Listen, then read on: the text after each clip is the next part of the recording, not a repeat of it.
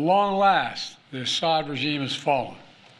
This regime brutalized and tortured and killed literally hundreds of thousands of innocent Syrians. The fall of the regime is a fundamental act of justice.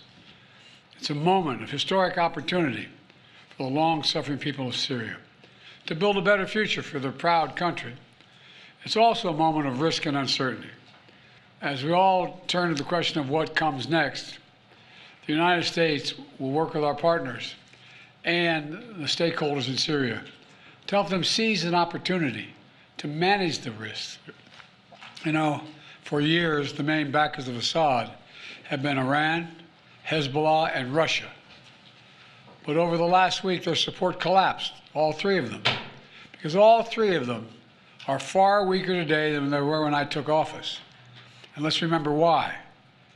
After Hamas attacked Israel on October the 7th, 2023, when much of the world responded with horror, Iran and its proxies chose to launch a multi-front war against Israel. That was a historic mistake on Iran's part.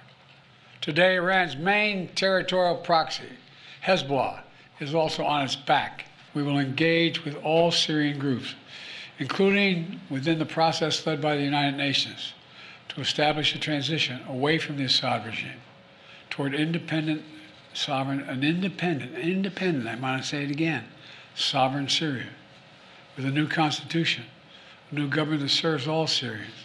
And this process will be determined by the Syrian people themselves.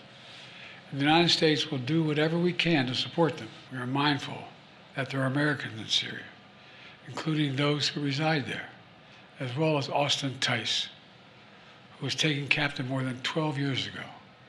We remain committed to returning him to his family. This is the best opportunity in generations for Syrians to forge their own future, free of opposition. It's also an opportunity through far from certain, for a more secure and prosperous Middle East, where our friends are safe, where enemies are contained. And it would be a waste of this historic opportunity if one tyrant were toppled and only to see a new one rise up in its place.